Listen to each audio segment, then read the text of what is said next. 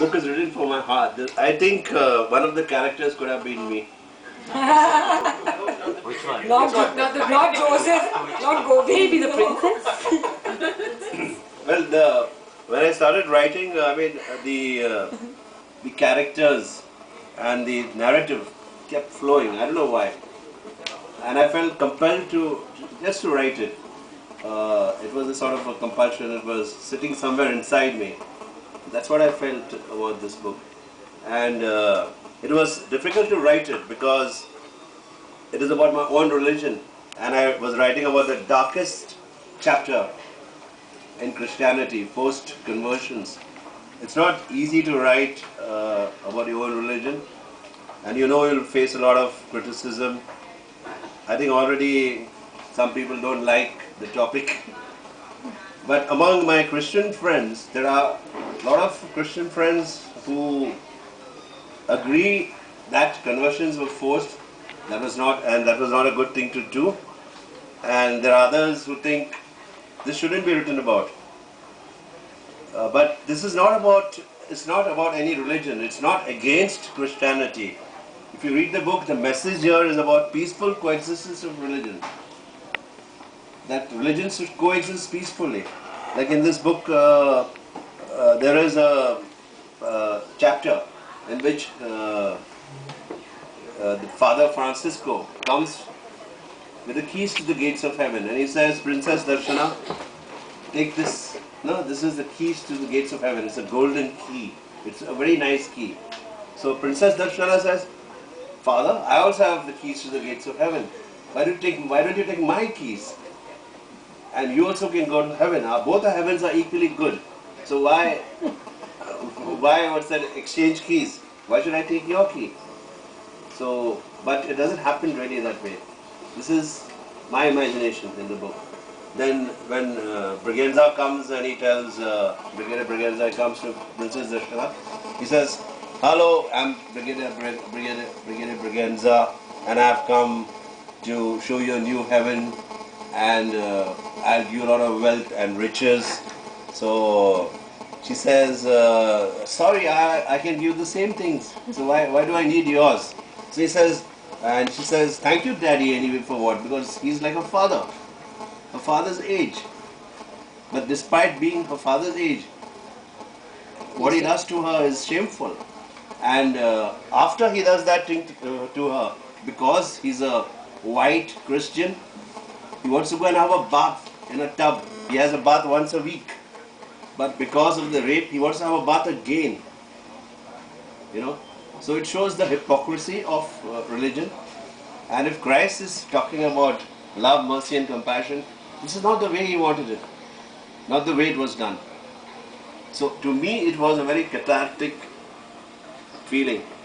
It was not easy to write. Mr. Pereira, I'm Pradeep Gupta, I'm a critic. I just want to ask you, what inspired you to write this novel? Is it totally a fiction, or it's based on some kind of historical... The book is fiction and fantasy, but I thought of writing it because I wanted the truth to come out. The truth about Christianity, a religion that talks about love, mercy and compassion, what it really was, and even currently what it can be. There is conversion happening by inducements still, which is not written about because it's so subtle. There are subtle ways of converting now. Oswald, in fact, when I read your book last night, I realized that one of the reasons why I loved reading your book is because the sort of stuff that I like writing is where you don't know what is fiction and what is fact. And so to that, I felt that same sense, that same surge of excitement when I was reading your book, because one was clearly moving from areas which one could pretty much see that this is based on historical research. This is not just emerged from somewhere out of a hat. And at the same time, one was also getting into portions where one could clearly see that it was your imagination at play. But the fun bit is that they seem to blend together so beautifully, so seamlessly. And that is always a difficult task, because I've come across many novels which have attempted to do that, but each one tends to sort of be glaring. Each element seems to be glaring and standing almost independently. Whereas you've managed to create a wonderful cocktail. So I was truly intoxicated by that. There's one thing which I want little clarification. This concept of the cloud, 777, 333, 999. Yeah, because it came very very many times, and I thought there's something to that number. What was it? How did that come to you? That came out of my fertile imagination. No cloud. I wish we could sit on some cloud like this, which is like cloud 9 kind of a thing. So the exact moment in chapter 24 when you described his recognizing her spirit being around him, and realizing his follies and asking a very subtle forgiveness, and because he knows the end is near, it's really heartbreaking. When you realize when you're facing your own follies, it's one of the most beautiful moments you get from books.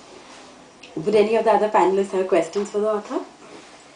Maybe we can take audience questions now. Any questions from the audience for the author? Or it can be directed to any of the panelists. Ready?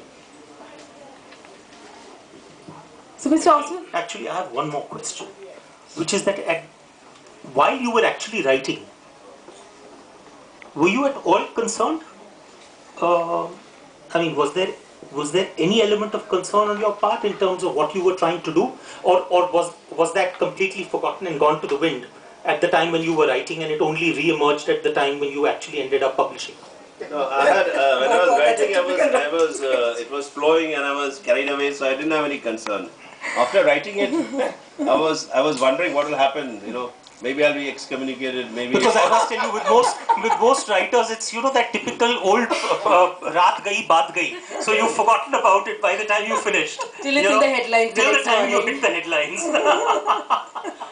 No, but I'd like to add to that answer on behalf of him. I think with the newsroom mafia, I was joking with him after reading the book that a lot of it is actually reality. It wasn't fiction. Absolutely. And if he wasn't scared of the bhais back then, there's no reason why he should be scared of anyone now. And I guess that's the guts of a writer, to bring out... There's a very thin line, again, between fiction and reality, which he very beautifully manages to just walk. So Mr. Pereira, what can we expect from you next? Any other books? Oh, I'm so sorry, I didn't see that. Just a second. From fact-based novel to fantasy, it was a huge leap of faith. What shall we expect next? Next would be two books. One is a children's book, and one is a comedy of errors. So, it's a tragic comedy, a fun book. And when you write, is it all laid out chapter by chapter in your, is it a mind map that you create? How does it come out? But I have a rough idea of what the book is going to be. Then I go with the flow. He does more research. No, but I must tell you that the research a lot of people can do, Oswald. But the point is to be able to spin that.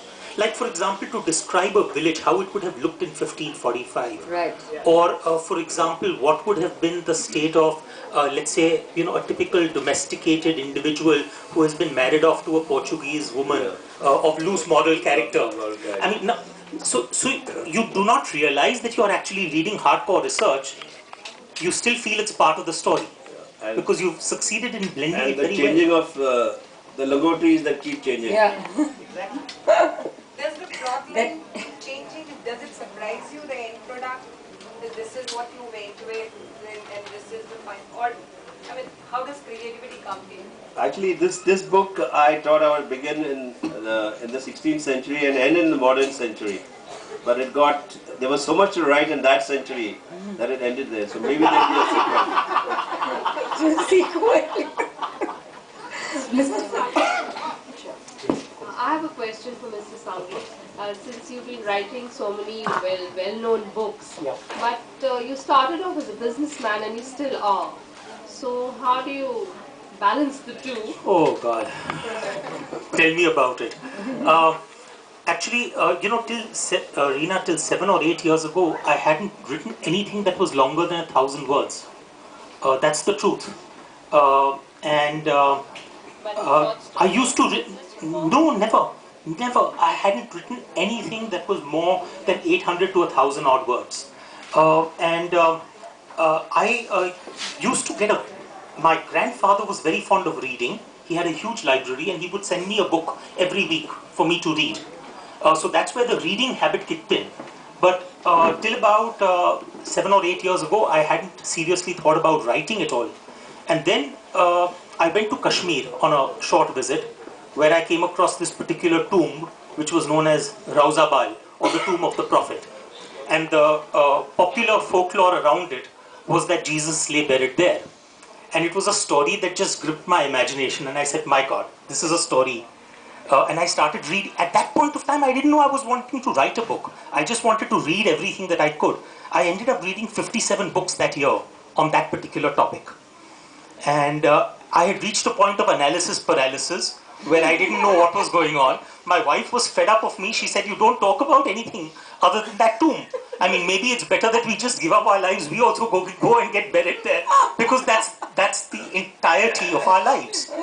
And she said, why don't you at least put it down on paper? And I started putting down a theory on paper. It wasn't a novel. It was a structure that maybe this could have happened. Maybe it could have been this way.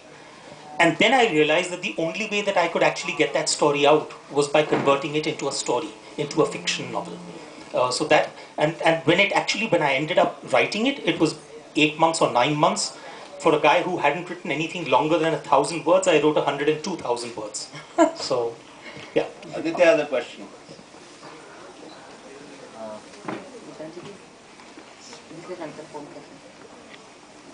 It's good to talk about the wrongs that were done, but in today's context,